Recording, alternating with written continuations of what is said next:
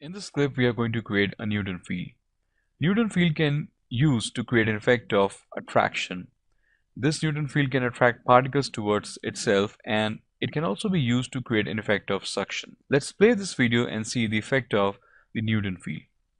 So right now I'm using a vacuum cleaner, and you can see as far as this vacuum cleaner is moving towards the particles, it is creating an effect of suction. It is grabbing the particles with the help of the Newton field. Alright, so let's close this and start creating this effect.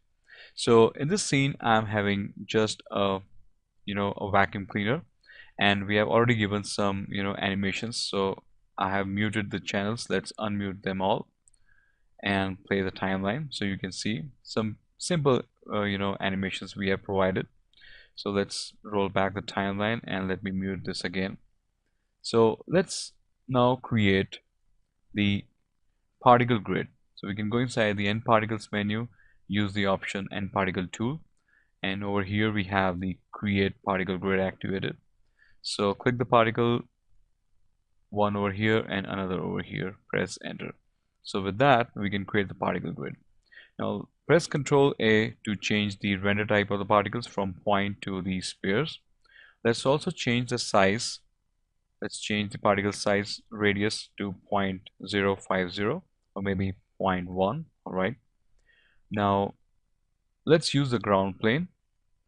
So now if I play the timeline, you can see the particles are now repositioning themselves, and this has also happened before.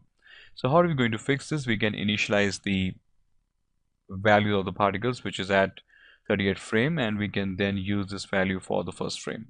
So for that, we can go inside the field solver menu and initial state, go for the set for selected. Alright, so with this, no more repositioning of particles. Now if you want to make these particles looks like they are scattered on the floor, so we can also use some inbuilt forces of the nucleus. Well, for that we can use the wind noise. Let me increase the value to 50 and play the timeline. So now you can see these particles are getting randomly distributed on the floor. So let's do one thing. Let's select the particles, and then again we initialize this value, because if we go back to the first frame, you'll see the particle will return to their previous state. So let's play the timeline and put a stop over here at frame 86. Go for the initial state, set for selected. Alright, and let's get rid of the wind noise. Fine. Now if we play the timeline, you can see, alright, so they still need some more time to settle. So stop the timeline and go for another initial state. Not a problem. So that's pretty much nice. Now let's create a Newton field. So we need to select the particles. We can go inside the field solver menus and click the option Newton. Alright, so here is a Newton field, and with the default values, if I play the timeline, you can see nothing is actually happening, because the magnitude is also less and the attenuation is also there. So get rid of the attenuation. Let's increase the magnitude to a fairly high value, let's say 150, and now let's play the timeline. And you can see with this, the particles are creating somewhat a very nice effect, but at the moment we are not looking for this kind of effect. Alright, so as I told you, this Newton field will going to attract the particles, and it will going to create a strong force of attraction. So you can see wheresoever I am taking my Newton field, the particles are getting attracted. Alright, so at the moment I'm not looking for this kind of an effect. That's something really very crazy. So let's do one thing. Let's get rid of this behavior by using the conserve attribute of the particles. What this attribute can do, well, this particular attribute you can find inside the dynamics properties. Over here we have a conserve. The conserve basically preserves the value of velocities. With the value of 1, the velocity will remain stable. If we dip down this value, then every frame the percentage of the velocity will get reduced. So if we take this value to 0, then at the first frame velocity will be 0. Alright, so let's use the value of 0.5. Okay, now if I play the timeline, you can see the particles are moving really very slowly, and now they are getting attracted to the Newton point.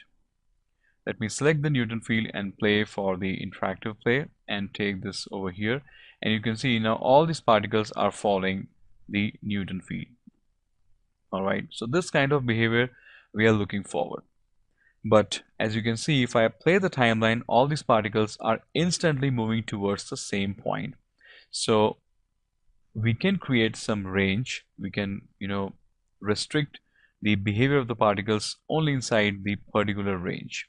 So let's restrict the Newton field to a particular range. So we can go over here inside the volume shape.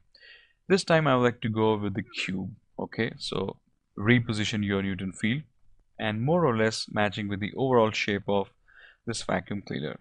So this is actually fine. We can place it over here, and let me just scale this a little bit more. That's fine. All right, so if you play the timeline, you can see, you can just notice that the particles which are now falling inside this range are now getting attracted to the point. So this way we can also create a suction effect. All right, now let's select the vacuum cleaner and select the channels and get rid of this. Let's unmute all. All right, and we actually didn't parent the field with the vacuum cleaner, so we need to select the Newton field and select this vacuum cleaner, press the P. Now this vacuum cleaner is a child of this object. All right, so now if I apply the timeline, you can see it is comfortably taking the particles, but you can also see that some of the particles are now still left. Well, this is simply not a problem because we can increase the magnitude. So take it to a very high value, let's say 500. Now if you play the timeline, you'll see you don't left with any particles. All right, and this is something which is really very nice. So you can create such kind of an effect. And one more thing, guys, like at this point I'm using some simple particles, but just after finishing the entire course you will be able to create some realistic dust, debris and everything. So instead of the regular particles, we can also use some instancers. We can use some customized geometries to create this effect, and if you do this, then it will be really very realistic. All right, but for covering the basics of this field, this is something which is really nice. All right, so that's all for this clip. Now let's take a pause over here. We'd like to move to the next clip where I'll talk about the turbulence field.